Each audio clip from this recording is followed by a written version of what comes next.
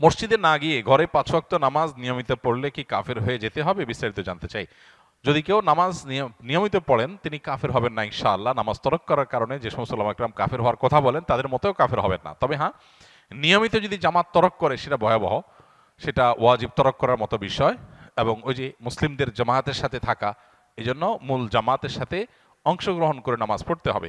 এমনকি মসজিদে ইমাম সাহেব বা মসজিদের লোকজন যদি কিছুটা বেদাতেও লিপ্ত থাকে, ইসলামের গণ্ডিতে খারিজ নাও হয়, বিকল্প পথ না থাকলেও জামাতের সাথেই মসজিদে হাজির হয়ে জামাতে নামাজ পড়া উচিত।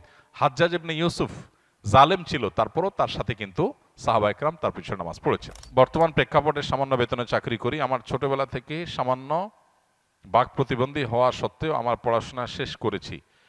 আমার এই সামান্য প্রতিবন্ধকতা চাকরির ক্ষেত্রে ব্যাপক প্রভাব লক্ষ্য করা যায়, তাই ছোটবেলা থেকেই চিন্তাভাবনা নিজের যোগ্যতা কিছু একটা উদ্যোক্তা হব। বাট পরিবারের চাপে কখনো সাহস পাই নাই। পরিবারের কোনোভাবেই নিজে কিছু একটা করব মেনে নেয় না। তারা চায় আমি যেন সবসময় চাকরি করি, বলে সামান্য বা কম বেতনে হলেও 15 দিনে চাকরি করো। কিন্তু বর্তমান প্রেক্ষাপটে আমার প্রতিবন্ধকতা থাকা সত্ত্বে সামান্য বেতনে বউ বাচ্চা নিয়ে সংসার চলে না। মূল প্রশ্নটা কি? আমার প্রশ্ন হলো, আমি যদি পরিবারের কথা অমান্য করে বা না শুনে নিজেই কোনো কিছু শুরু করি, তাহলে পরকালে আল্লাহর কাছে আমার জবাবদিহি করতে হবে কিনা? দেখুন, এটা তো খুব কমন একটা বিষয় এবং সহজ একটা বিষয়।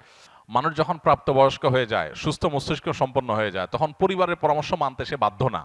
তবে যদি তার নিজের বিবেক বিবেচনার চাইতে পরামর্শ যারা দিচ্ছে তাদের বিবেক বিবেচনা বেশি গুরুত্বপূর্ণ মনে হয়, ভালো মনে হয়, ডিপ মনে হয় এবং সবাই পরামর্শ দেয়, তাহলে সেটাকে আমলে নেওয়া উচিত। মুসলমান পরামর্শকে গুরুত্ব দেওয়া উচিত, কিন্তু সে বাধ্য না। প্রাপ্তবয়স্ক মানুষ, সে কি ব্যবসা করবে না চাকরি করবে তার ব্যাপার। তবে হ্যাঁ, আবেগের কারণে আমি ভুল ডিসিশন নিতে পারি, সেক্ষেত্রে যে বিষয়ে কাজ করব সে বিষয়ে অভিজ্ঞদের সাথে পরামর্শ করে ডিসিশন নেব।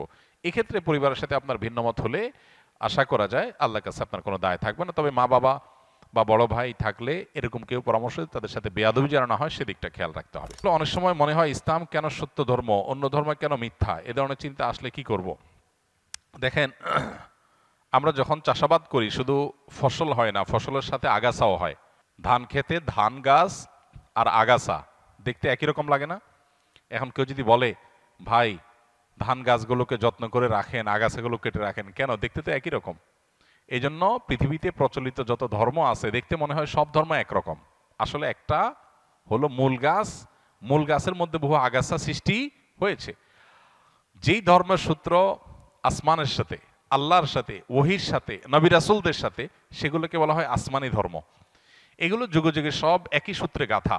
এগুলোরই সর্বশেষ ধারা হলো মুহাম্মদ সাল্লাল্লাহু আলাইহি সাল্লামের ধর্ম। এরপর আর কোনোটা আসবে না, এরপর কিয়ামত হয়ে যাবে। এই ধারার যে কোনো ধারার অনুসারী হলেই তিনি নাজাত প্রাপ্ত। এর বাইরে মানুষের সৃষ্ট আরো বহু ধর্ম পৃথিবীতে তৈরি হয়েছে, এগুলো কোনোটাই সঠিক নয়। এখন আমরা ওই যে আগাছা এবং মূল ফসল সম্পর্কে ধারণা না থাকার কারণে আমাদের কাছে দেখে এক মনে হয়। যে ধান গাছ আর আগাছার পার্থক্য জানে না তার কাছে সবাই এক মনে হয়, কিন্তু যে পার্থক্য জানে তার কাছে এক মনে হবে না। একটা হবে মূল গাছ, আর হলো আগাছা সৃষ্টি হয়েছে। আসমানি ধর্ম এটার ধারা শুরু হয়েছে কখন? আদম আলাইহিস সালাম থেকে শুরু করে নূহ আলাইহিস সালামের সময় এটার দ্বিতীয় ধাপ শুরু হয়েছে। এই যে হাজার হাজার বছর যাবৎ চলে আসছে, এরপরে এসে বহু মানব রচিত ধর্ম পৃথিবীতে শুরু হয়েছে।